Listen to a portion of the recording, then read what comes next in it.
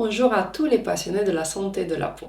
Je suis Dr Alexandra Todosa, chirurgien plasticien, et dans cette vidéo approfondie, nous allons plonger dans l'univers complexe de l'hyperpigmentation cutanée. Pourquoi cette condition médicale apparaît, les causes profondes et les solutions que nous avons au jour d'aujourd'hui pour gérer au mieux l'hyperpigmentation cutanée. Je pense que vous avez déjà tous remarqué, soit sur vous, soit sur quelqu'un d'autre, des zones de votre peau qui semblent plus foncées que le reste. Cette condition médicale, on appelle l'hyperpigmentation cutanée, un phénomène qui est complexe où certaines parties de la peau produisent plus de mélanine que d'autres. La pigmentation cutanée est en grande partie régulée par les cellules qu'on appelle mélanocytes, ainsi que par des structures appelées mélanosomes et une enzyme qui a un rôle clé connu sous le nom de tyrosinase.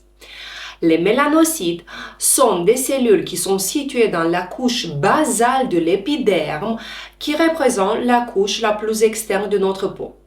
La fonction de mélanocyte est de produire un pigment qu'on appelle mélanine.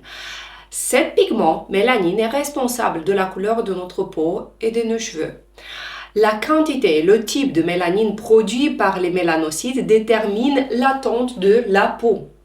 L'enzyme tyrosinase joue un rôle crucial dans la production de mélanine. Elle est impliquée dans la conversion de l'acide aminé tyrosine en mélanine. La tyrosinase elle est produite dans les mélanocytes et transportée dans les mélanosomes pour accomplir sa fonction. Toute perturbation dans le fonctionnement de la tyrosinase peut entraîner des problèmes de pigmentation. Les mélanosomes sont des organites ou des vésicules qui sont présents dans les mélanocytes et qui aident à stocker la mélanine. Une fois que la mélanine est transférée de la cellule au mélanosome, elle est transportée dans les couches plus superficielles de l'épiderme autour de kératinocytes et le rôle c'est de protéger contre les dommages causés par les rayons ultraviolets du soleil. L'hyperpigmentation fait référence à une augmentation anormale de la production de mélanine, ce qui entraîne des taches plus sombres sur la peau par rapport à la couleur normale de cette personne. L'hyperpigmentation cutanée a plusieurs causes. Une des principales causes, c'est l'exposition au soleil sans protection. Les rayons ultraviolets du soleil stimulent les mélanocytes à produire davantage de la mélanine en réponse à une agression potentielle de la peau due aux rayons UV. Cela conduit à un bronzage, mais sur le long terme peut causer des taches sombres et inégales si l'exposition est excessive et sans protection. Une autre cause pour apparition de l'hyperpigmentation, c'est l'inflammation.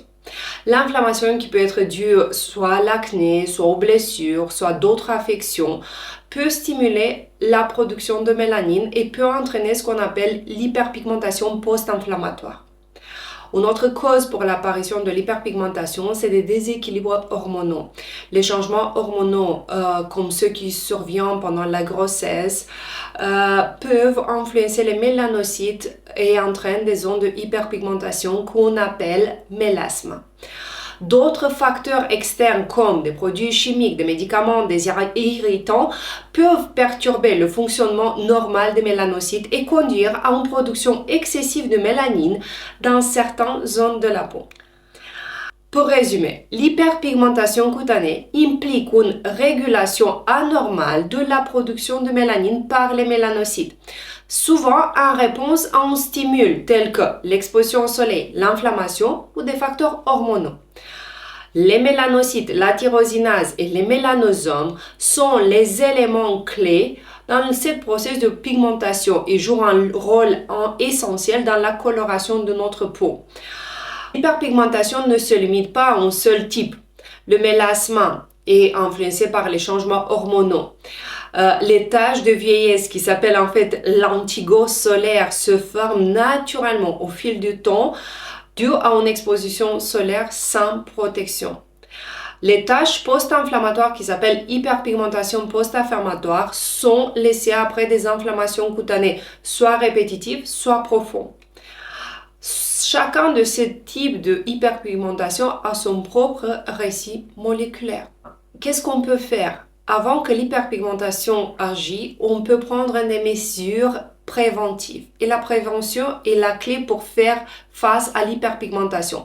Soit on n'a pas des taches et on ne veut pas avoir, du coup on doit se protéger, soit on a déjà des taches, mais on ne veut pas augmenter leur importance et leur nombre et on doit se protéger. Comment on peut se protéger? Vous savez déjà la réponse, et la réponse est d'utiliser un facteur de protection solaire à spectre large qui est primordial dans la prévention de l'hyperpigmentation cutanée.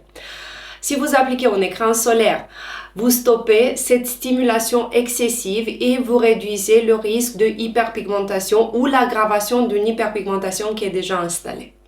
C'est la seule chose que vous pouvez faire.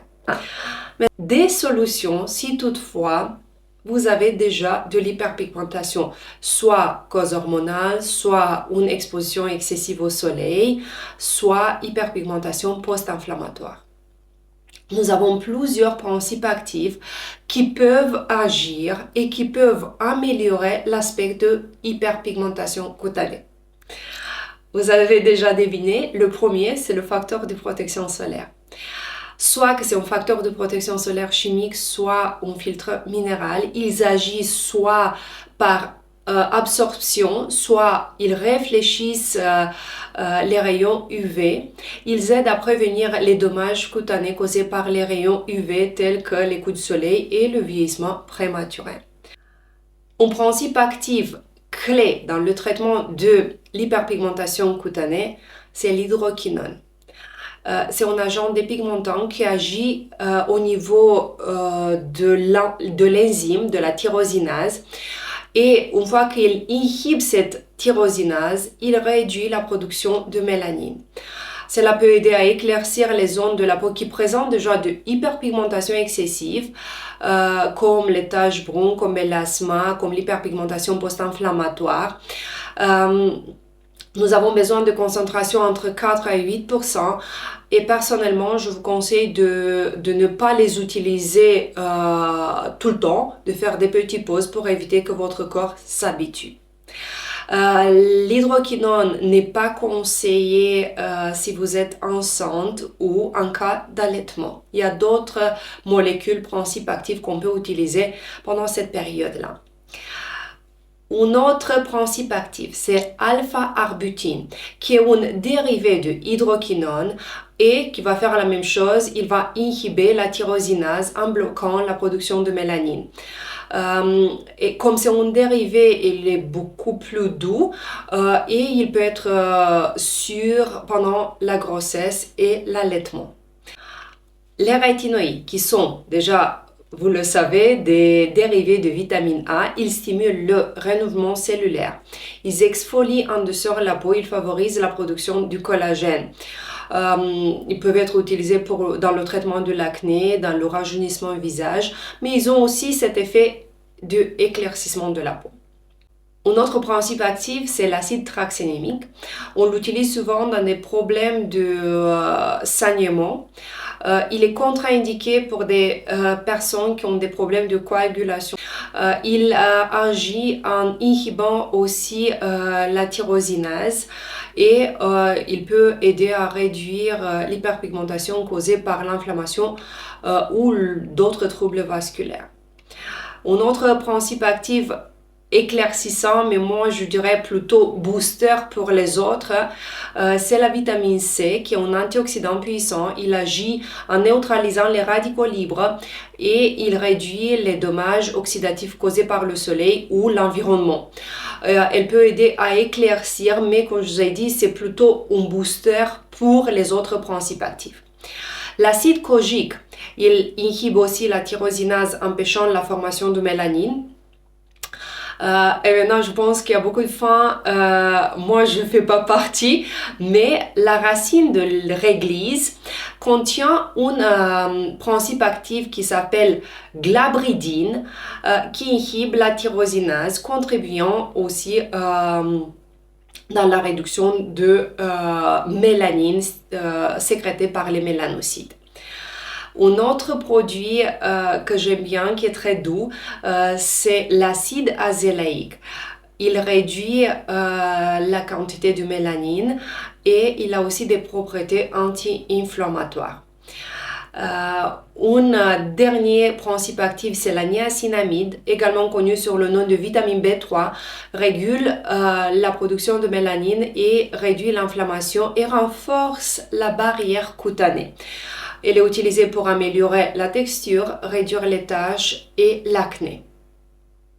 En plus de tous ces principes actifs, on a d'autres moyens de faire partir l'hyperpigmentation cutanée. Une des méthodes les plus rapides, c'est le traitement du laser. Et les lasers ciblent spécifiquement les cellules contenant une quantité excessive de mélanine. Ils les chauffent, ils les détruisent en douceur et le corps élimine naturellement les cellules endommagées, laissant la place à une peau plus uniforme, rajeunie. Personnellement, je conseille les patients, avant de faire une séance de laser, de commencer à utiliser de manière régulière un facteur de protection solaire avant comme après, parce que ça ne sert à rien de faire des séances de laser pour enlever des taches de l'antigo solaire et ensuite aller s'exposer au soleil. Si toutefois vous envisagez d'utiliser des produits dépigmentants ou de subir des traitements laser, je pense que c'est prudent de consulter un professionnel de santé qui peut vous éclaircir et qui peut vous expliquer un plan de travail, parce que nous sommes tous uniques et ce qui peut fonctionner pour un peut-être convient pas à l'autre. Si toutefois vous commencez à utiliser des produits qui se retrouvent en libre service, essayez de tester d'abord la sensibilité à ce produit-là, voir si vous n'êtes pas allergique, si c'est pas trop irritant pour vous. Et une fois que vous avez testé, vous pouvez l'utiliser sur la zone que vous souhaitez traiter. Pour une approche holistique, je vous conseille d'adopter une routine de soins de la peau qui incorpore des produits contenant de principes actifs puissants. La vitamine C agit comme un antioxydant, comme un booster. Mais si toutefois vous avez déjà de l'hyperpigmentation, vous avez un combat de long cours avec mélasma, comme je viens de vous expliquer, il y a des principes actifs qui sont très efficaces. L'hyperpigmentation cutanée peut être un défi important, mais qui peut être surmonté avec compréhension et savoir-faire. Si toutefois vous souhaitez continuer à explorer le monde de la santé de la peau et d'autres sujets médicaux, vous pouvez vous abonner à cette chaîne et activer aussi les notifications. Si vous avez des questions ou des expériences à partager, n'hésitez pas à commenter ci-dessus. Et aussi, vous pouvez cliquer j'aime, comme ça je sais que vous avez regardé, que vous avez aimé le contenu. Merci beaucoup d'avoir regardé la vidéo. Prenez soin de vous et jusqu'à la fois prochaine pour d'autres explorations médicales. Je vous dis au revoir.